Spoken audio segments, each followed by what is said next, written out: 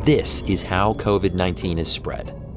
Through air currents potentially carrying microscopic droplets full of coronavirus. When we talk, breathe, or cough. We can see this thanks to an imaging technique that lets us peer into the invisible world of airflow. And using this same technique, we can see if masks really do help to stop the spread of coronavirus.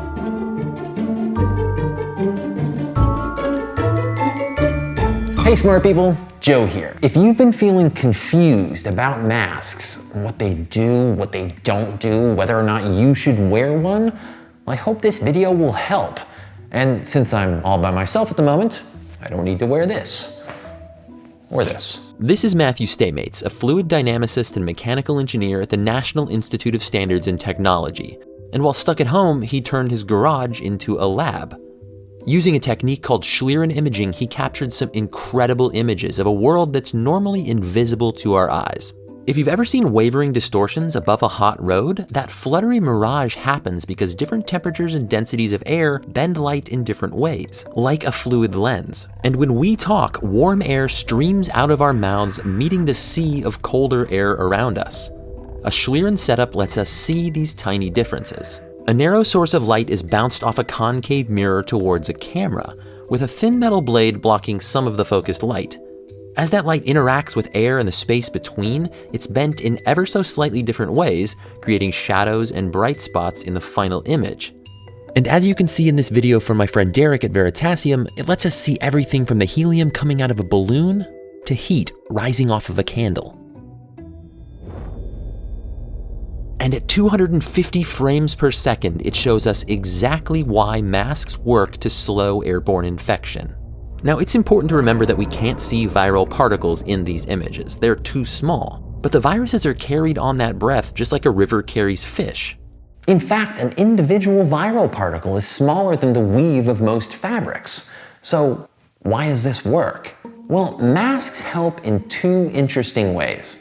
First, it's important to understand that viruses don't float around alone. They fly out in droplets of moisture. Most droplets are heavy enough that they fall within 2 meters or so, but any person or object within that distance can get bathed in virus. And without a mask, some of those droplets can evaporate into super tiny particles of infection that can float on air currents far from your mouth or nose. And these micro droplets are extremely hard for any mask to filter out. But with a mask on, in the warm, humid space between your mouth and the mask, those larger droplets don't have time to evaporate, and they can be captured by common fabrics. If it feels hot and humid in here, that means it's working. And the second way that masks work is that any droplets that do get through now have less momentum. The air currents disperse in eddies and swirls instead of flowing away in streams, which means droplets won't travel as far.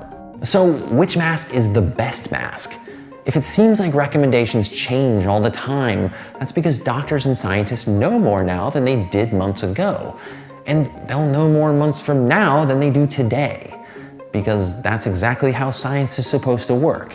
What we do know is whether you're using a bandana, an N95 mask, or a cloth mask you sewed at home, they all still have a lot of droplet blocking power. But that mask has to fit. This is almost like not wearing a mask at all. A mask that's too tight or has too many thick layers can actually force more air out the sides. A good test is to see if you can blow out a candle through your mask from about 1 foot away. These Schlieren images are clear evidence that masks are effective, but the best science relies on multiple lines of evidence. Here's an experiment that we did with someone talking through a sheet of laser light, illuminating all of the micro droplets released as we speak. With a mask, those droplets are all caught. And this microbiologist sneezed, sang, talked, and coughed over petri dishes. A simple mask blocked nearly all of the germs, and even though this experiment detected bacteria and not viruses, they both leave our airway in the same respiratory droplets. It should be pretty clear to you now why masks work, and the body of research that proves that is getting stronger all the time. Links down in the description. But really, the most important question is, why should you wear a mask? You know, it's often said that masks aren't to keep you from getting sick, but to keep you from getting others sick.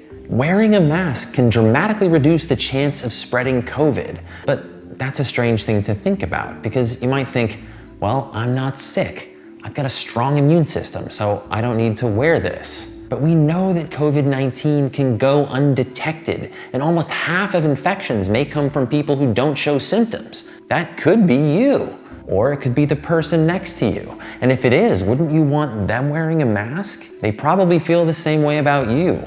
Can masks harm your health, like lowering your body's oxygen levels? No. That's a myth, and it's been tested over and over again by healthcare workers who work all day in masks. And masks won't stop the pandemic on their own. They're best used in combination with other safety measures like hand washing and physical distancing. Stereotypically macho people have actually been shown to resist masks more.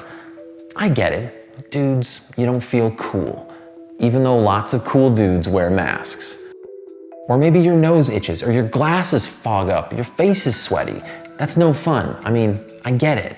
For most people, wearing masks is new and weird and different. But there are lots of things that used to be weird and different until everyone just started doing them. I mean, umbrellas used to be viewed as completely feminine accessories for rich people and only used to shade the sun. Until one day, some masculine men decided that they were tired of getting rained on, and suddenly enough people were using umbrellas that they became like the most boring, socially acceptable thing ever. It's true, look it up. And most people didn't use condoms in sexual relationships until the risks of HIV and other infections pushed people to change their behavior. And now it's not only normal, it's a way to say, I respect you, and I want to protect both of us. This is also a sign that you want to protect others and have them protect you.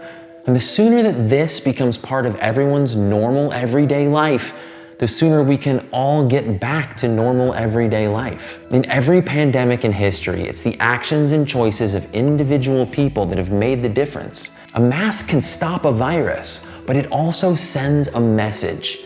We're all in this together. And that's something we all need to hear right now and every day. Stay curious. Thanks for watching this video, and I hope that you'll send it to somebody that you know that needs to hear this message.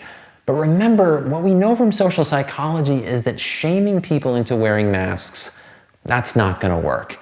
So come at it with an open mind and an open heart, and we can all do this together. And like always, I'd like to thank everyone who supports the show on Patreon. We couldn't do it without you, this video or any other video. And we're so glad, especially now, to have your support. If you'd like to join our community, there's a link down in the description. You can learn more about that. And if not, we're just glad you're here this week. See you next time. Now, I swear I did this before. And the sooner that this becomes a